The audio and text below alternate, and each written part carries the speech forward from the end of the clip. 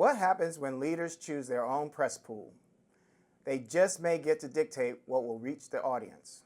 Fox News has always been relatively friendly with President Trump. Just look at Pete Hegseth, Sean Duffy, and 17 others who are now a part of his administration.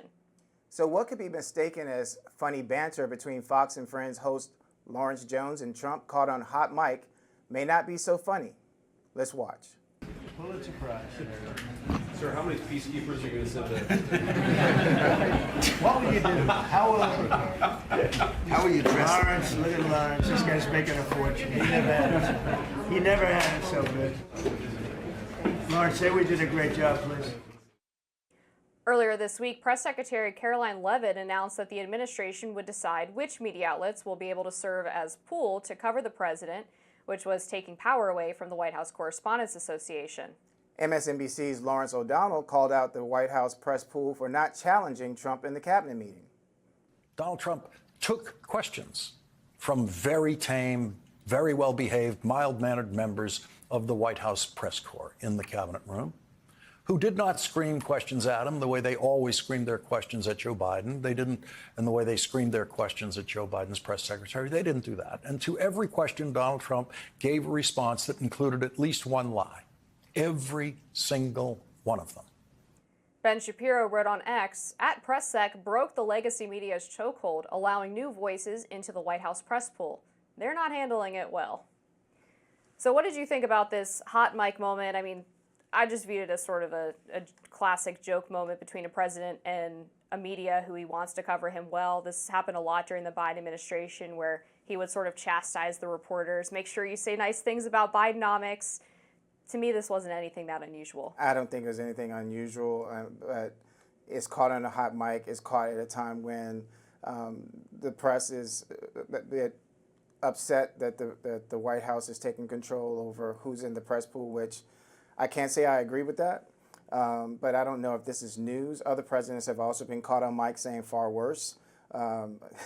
Bush called a New York Times reporter an a-hole, and Obama called Kanye a jack a. So, you know, and those were on open mics. And I've heard other things, you know, in the past that other presidents have said, called an open mic. I think it's more so one of those gotcha moments. We got you, and you didn't know that we had an open mic. Mm-hmm. Yeah, I remember Biden calling Peter Doocy a stupid SOB on hot mic. So, I mean, this is classic sort of tangling between the press and the president, and of course he wants them to be nice to him. He's always going to say that. But one of the things that I found really interesting the past week in watching people criticize the White House for taking control of the pool process, and I would say my ideal situation as someone who's covered the White House for quite some time, is a member of the White House Correspondents Association, has the hard pass.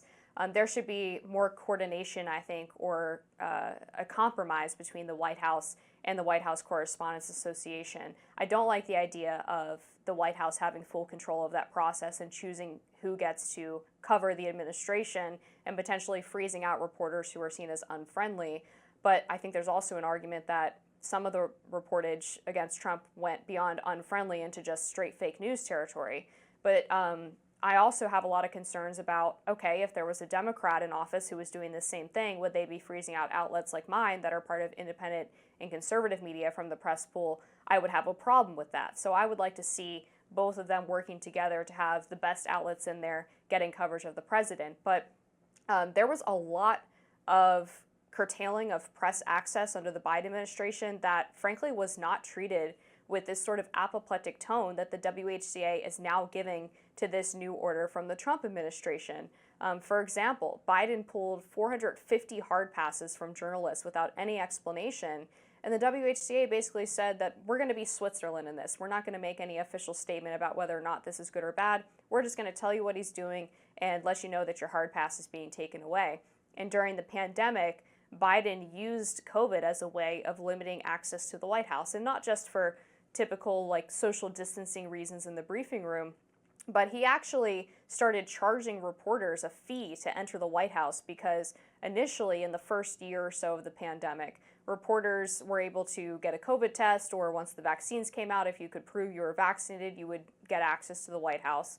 But at some point, Biden decided that reporters needed to pay $150 for a daily COVID test to get access to the White House grounds. Now, you can imagine if you're a small outlet or an independent journalist or someone who doesn't have the resources of a massive corporate media outlet, that can be pretty cost prohibitive. So this was a really sort of sneaky, underhanded way of trying to curtail those outlets from being able to cover Biden.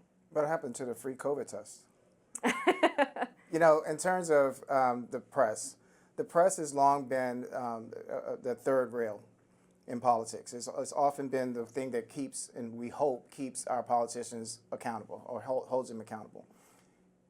We talked about this yesterday about the Washington Post and Jeff Bezos and what they want to do with the opinion editorial. We're going to see a lot of changes within the political culture, and the political culture is going to impact the media. We're all trying to keep up. Social media has changed a lot of the way that the news is being told. Oftentimes, there are things that are spread and that are shared that we are not privy to or understanding that the reason why credibility and checking sources is so important. So now that all of this is out, the president is asking a reporter, make sure you talk about me nice. Other presidents, as you have stated, will probably have said the same thing. But at the same time, we need to have a free press and a press that is able to hold the presidents accountable, to be able to say, so that, because this is in the best interest of the American public. It's not in the best interest that we're only getting the good stuff out that's coming out. We need to be able to hear all of this so that our presidents not only do a better job, not only are accountable, but they also are doing the best job that they can. Because if you're just telling them that they're doing a good job all the time, they don't have a reason to do any better. Yeah, I don't disagree with the fundamental premise. I don't think this is unique to the Trump administration, as I've been saying. I mean, Biden was having meetings with reporters telling them that the reason people think the economy is bad is because you're not covering Bidenomics correctly. There was this massive cover-up of Biden's cognitive decline, where media outlets who tried to look into it were basically told by the White House that they would no longer have access if they ran with the story. And so this has been an ongoing problem with the media, and I hope that journalists will take their job seriously, no matter which outlet they're from, and make sure that they're either not just on the attack and not just on the defense for any particular administration, and are truly there to tell the story of the administration to the American people. I hope they do too, and I also hope that the people hold the press and politicians accountable. Right. Absolutely. All right, up next, we have Ken Klippenstein, who will talk about the new FBI director, Kash Patel. Stay tuned.